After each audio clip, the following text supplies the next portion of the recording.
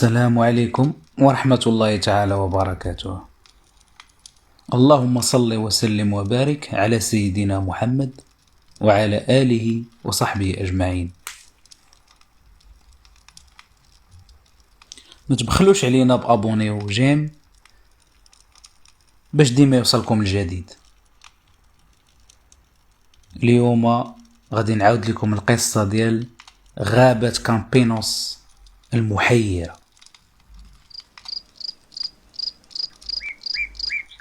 غابة كامبينوس هي واحد الغابة كاينة قرب مدينة وارسو في بولندا،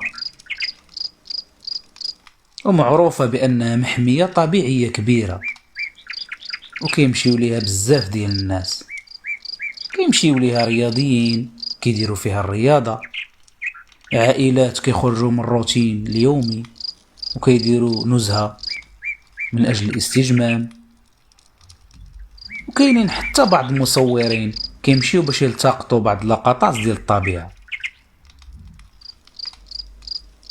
ولكن السكان القدام كيعاودوا قصص مخيفة على هاد الغابة، وباللي فيها شي بلايص ما خاص حتى واحد يدوز منها، خصوصا مور الغروب ديال الشمس. في سنة 2012 وقعت واحد الحادثة غريبة اللي خلت الناس كاملين في حيرة، وزادت أكدت الرواية ديال الناس القدام باللي بالصح هذيك الغابة كيوقعوا فيها شي حوايج ماشي عادية.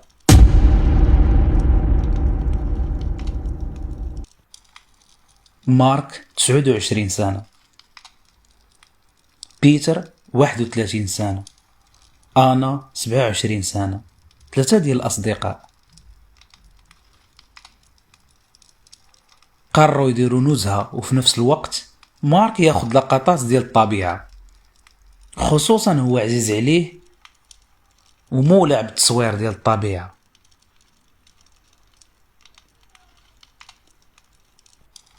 دخلوا للغابة تقريبا وقت العصر وكل شي كان عادي،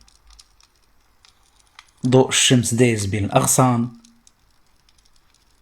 زقزقة العصافير، الأمور جد عادية. دوزوا وقت زوين وداز الوقت بالزربة كيطير. وفاش كيكون بنادم فرحان ما كيحسش بالوقت، كيدوز فيه ساعة. غربات الشمس وهما راجعين السيارة ديالهم اللي خلاوها في الدخلة ديال الغابة، فجأة تقطعت الأصوات ديال الغابة، حتى حاجة ما بقات كتسمع، لا طيور لا حشرات لا حتى شي حاجة، سكون مرعب. وفجأة شافوا ضوء ضعيف بين الشجر، بحال شمعة كتحرك، وصوت بكاء طفل صغير. الخوف بدا كيتسلل للداخل ديالهم، وبيني وبينكم انا كنت في بلاصتهم غنموت بالخوف. انا خافت بزاف، بغات تموت بالخلعه، وقالت لهم يلا نمشيو في حالنا، يلا نرجعوا. بيتر ما بغاش، قال لهم ما يمكنش نمشيو ونسمحوا في طفل صغير، ربما يكون تالف على دارهم، ربما يكون جا مع عائلته في نزهة وتلف وسط الغابة.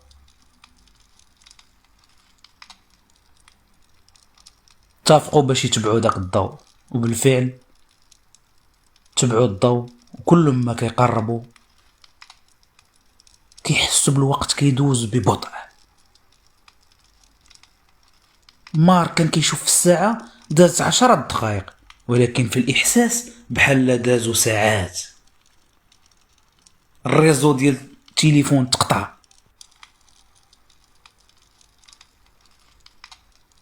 واحد اللحظة داروا يشوفوا أنا اللي كانت موراهم، فاش داروا يشوفوها ما لقاوهاش.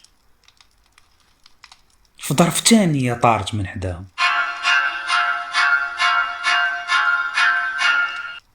مارك وبيتر خافوا لواحد الدرجة ما كتصورش، بغاو يموتوا بالخلع.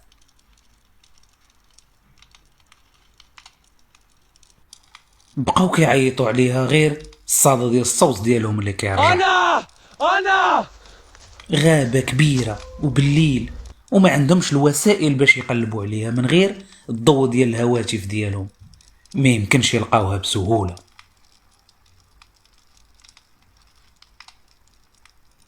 ومن بعد واحد المدة شافوا أنا واقفة بعيد بين الشجر، ما كتحركش، عينيها محلولين ومصدومة. مشاو عندها كيجريو، ملي قربوا ليها داك الضوء طفى وانا ما بقاتش كتبان.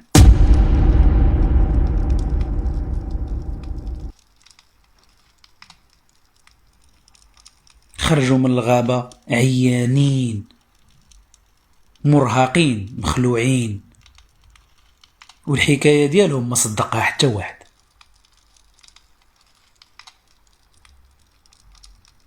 البحث بقى تقريبا 6 أيام، ما بانش الأثار ديالها. وفي النهار السابع لقاو أنا كانت جالسة تحت واحد الشجرة بنفس الحوايج، بلا جروح، صحيحة كيف ما كانت ملي كانت معاه، ولكن فاقدة للذاكرة.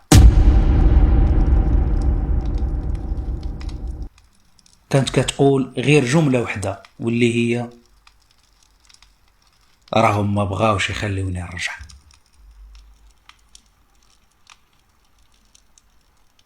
ومن ذاك النهار وانا ما بقاتش كتمشي للغابات، وبالليل كتحلم احلام مزعجة، كوابيس،